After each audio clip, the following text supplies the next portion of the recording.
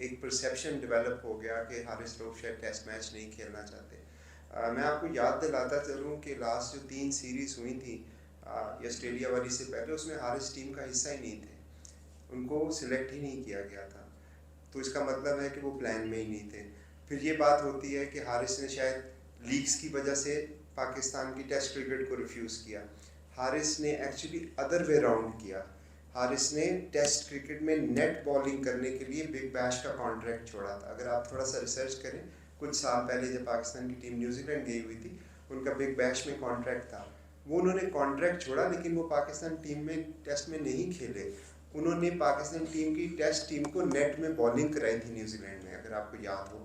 तो पहली तो हारिस के हवाले से ये बात मैं आपको बड़ी क्लियरली बता दूं कि हारिस रऊफ जो है वो पाकिस्तान के एसेट हैं और पाकिस्तान के लिए हमेशा अवेलेबल है। उन्होंने कभी नहीं कहा कि मैं पाकिस्तान के लिए अवेलेबल नहीं हूँ। ऑब्वियसली अगर आपने 2 साल से टेस्ट रेड बॉल नहीं खेला तो आप समझते हैं कि यार मैं शायद फिट नहीं हूँ या मुझे, तो ये एक हर इंसान का राइट है और उससे उसका राइट नहीं छीनना चाहिए। टेस्ट मैचेस के अंदर मुआवजे की बात की आपने, बिल्कुल सही बात है। अगर टेस्ट क्रिकेट को आपने प्रमोट करना है, अगर आप समझते हैं कि टेस्ट क्रिकेट ही हमारा फ्यूचर है, तो उसको इंसेंटिवाइज करना होगा। आज मेरा ख्याल में आपकी अगले 1 साल तक टेस्ट सीरीज़ कोई नहीं है, तो ये किस किस्म का फोकस है कि जिसमें आप टेस्ट क्रिकेट को प्रमोट कर रहे हैं? आपने लास्ट टेस्ट खेला है ऑस्ट्रेलिया में और उसके बाद नेक्स्ट टेस्ट कब है आपका?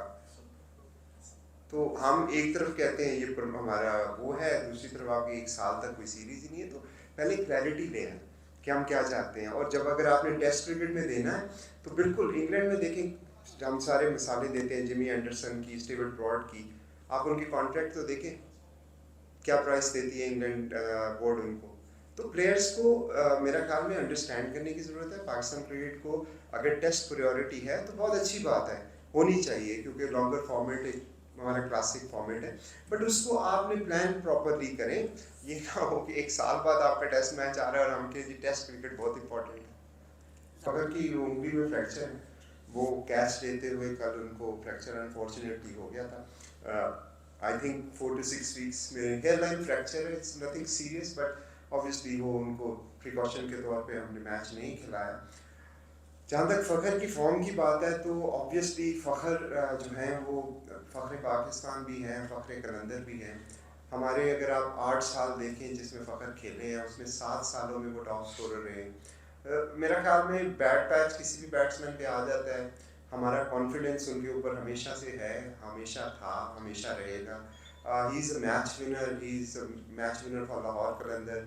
हमारी हिस्ट्री में जितनी भी फतूहात मिली हैं वो फ़खर की कंट्रीब्यूशन की वजह से मिली हैं। 2 ट्रॉफीज़ जब हमने जीती हैं उसमें फ़खर जो था वो सिंगल हैंडेडली मैच विनर के तौर पे हमारी बैटिंग को पूरा सहारा देते थे।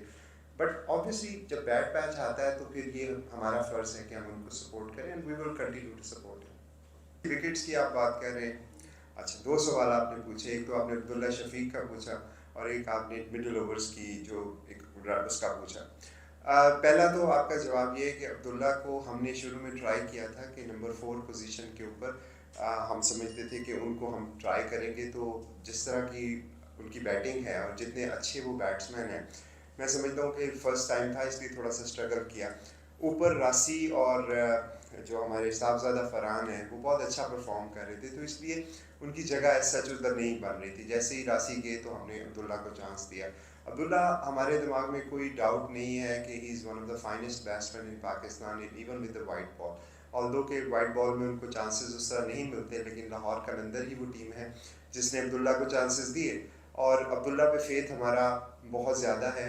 सम टाइम कम्बिनेशन की वजह से आप नहीं खिला पाते, जिसकी वजह से प्रॉब्लम होती है, लेकिन जो जिस जगह पे वो खेलते हैं या जिस जगह पे उनका बेस्ट परफॉर्मेंस है वहाँ पे भी जो लड़के थे वो परफॉर्म कर रहे थे, तो आप उनके साथ भी ज़्यादती नहीं कर सकते। दूसरी बात आपने पूछी मिडल ऑर्डर ओवर्स की। मिडल में जो ओवर्स होते हैं वो नॉर्मली हमारे डेविड वीज़ा थे और राशिद खान थे जो इस चीज़ को मॉनिटर करते हैं, या हारिस रऊफ थे। ये 3 वो ऐसे बॉलर हैं जो करते हैं, जिनमें से ऑलमोस्ट तीनों ही सर्टन, राशिद तो पूरे टूर्नामेंट के लिए और राशिद जो हारिस हैं वो आखिरी 6 मैचों के लिए और डेविड जो है वो प्रॉब्ली 6 से 7 मैचों के लिए अनफिट थे, जिसकी वजह से ये हमारे मिडल ओवर में भी थोड़ी सी प्रॉब्लम आई। लेकिन अगर आप ओवरऑल स्टैट्स को देखें जो कि हम देखते रहते हैं, लाहौर कलंदर ने अगर बाकी टीमों से कंपेयर करें तो मिडिल ऑर्डर में we are not the worst one.